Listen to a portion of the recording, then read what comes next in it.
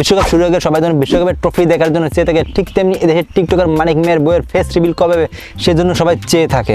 বলেন কি আপা, আমি ঠিকই বলছি। সকালে উঠে আমি মনে মনে বলি আমি যেন সারাদিন সত্য কথা বলি, আর এই সত্যকে পুঁজি রেখে একটা কথা বলতে চাই যে আমার ভিডিওতে মিথ্যা কোনো বালাই নাই।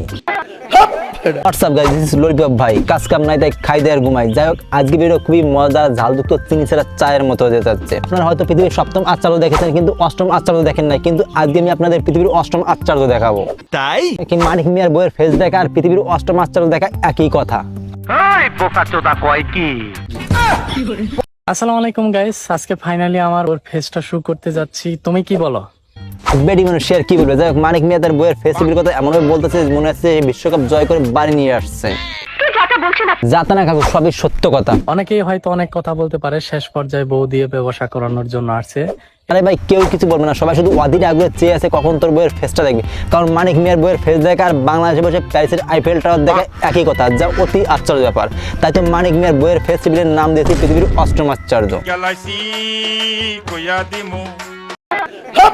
আসসালামু আলাইকুম সবাইকে। আসসালামু আলাইকুম বড় ভাই। ওয়ালাইকুম আসসালাম। তুমি কিছু বলো। আমি কি বলবো? আপনি দেশের সকল মেয়েদেরকে বলে দেন যে আমি যেমন টিকটকার মানিক মিয়াকে বিয়ে করছি, ঠিক তেমনি আপনাকে টিকটকার জামাই দিকে বিয়ে করেন। তাহলে দেশে আর কোনো লোক কেউ কাউকে প্রতিবন্ধী বলে গালি দিতে পারবে না এবং কেউ কাউকে রোস্ট করতে পারবে না। তোমার এই ফালতু কথা শোনার টাইম আমার নাই। আসসালামু আলাইকুম সবাইকে। তুমি কে? আচ্ছা পুলিশ কাকু, যেহেতু মানিক মিয়ার বউ সালাম দিছে, তাই তাকে সালাম হিসেবে কি দেওয়া যায়? সেন্ট্রি, ওকে হাজতে বন্দি করো। তুমি কি আমার পায়ে সুখী হইছো? হ্যাঁ অনেক অনেক খুশি, অনেক হ্যাপি। হ্যাঁ অনেক হ্যাপি। অনেক মানিক ভাই, ভাবি এখন আপনার পায়ে সুখী না হইলে সুখী। মানে যদি কোনো ছেলে তার বিয়ের সময় তার বউকে গরুর গাড়ি বদলে হেলিকপ্টার করে তার বউকে নিয়ে এসে, তাহলে সেই বউ কৃতজ্ঞতা প্রকাশের জন্য হলো সে সুখী না হলে বলবে সে সুখী। নিঃসন্দেহে তুই ঠিক কথা বলেছিস। হ্যাঁ রাজীব ভাই, বলতে হবে না, আমি জানি যে আমি সবসময় সত্য কথা বলি। তার সাথে যখন আমি প্রেম করতাম তার থেকে কি বিপরীতে কি তুমি আমার কোনো কিছু পাইছো নি? যে বিয়ের আগে ছিলাম একরকম, বিয়ের পর হয়ে গেছে আরেক রকম, এরকম কোনো কিছু হয়েছে? অনেক বেশি অনেক অনেক। বিয়ের আগে মানিক নিয়ে যখন প্রেম করতো তখন সে টিকটকার, এখন বিয়ের পরে হয়ে এসেছে টিকটকার প্রো ম্যাক্স। অর্থাৎ বিয়ের আগে যখন সে বিদেশ ছিল তখন টুকাই পানা করে টিকটক বানাতো, এখন বিয়ের পরে বিভিন্ন মেয়ের লাগে ধরাধরি করে টিকটকার বানায়। ঠিক বলেছো। মানুষ হিসেবে কেমন, এটা আমার বউর কাছ থেকে আমি জানতে চাই।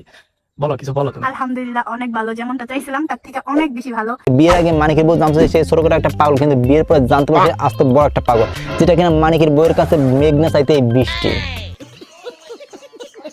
এই যে সবার সামনে আমি হাত ধরলাম, জানি কখনো আমাদের হাত আলাদা না হয়। কিছুদিন আগে খবরের শিরোনাম ছিল যে নারীকে কি করে আটকানো যায়, কিন্তু তখন কোনো কুল কিনা খুঁজে পাওয়া যায়নি। কিন্তু আজকে মানিক ও মানিক মিয়ার বইয়ের ক্যামিও দিকে মনে হয় শুধুমাত্র টিকটক করলেই বউকে আটকানো যায়, অর্থাৎ নারীকে আটকানো যায়। বাংলাদেশে কিন্তু অনেকে কাপল ভিডিও করে, তারা যদি করে তাহলে তাদের ক্ষেত্রে কোনো প্রবলেম হয় না, আর আমি যদি কোনো কাপল ভিডিও করতে যাই তাহলে আমার সমস্যা হয়।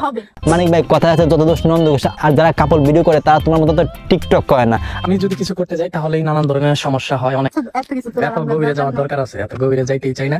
আর মানিক ভাই, আপনি কেন গভীর দেন? আপনি গভীর গেলে ঠাই পাবেন না, কারণ ঠাই নাই ছোট তোমার তরি অন্যের পানিতে তা গিয়ে আছে ভরি।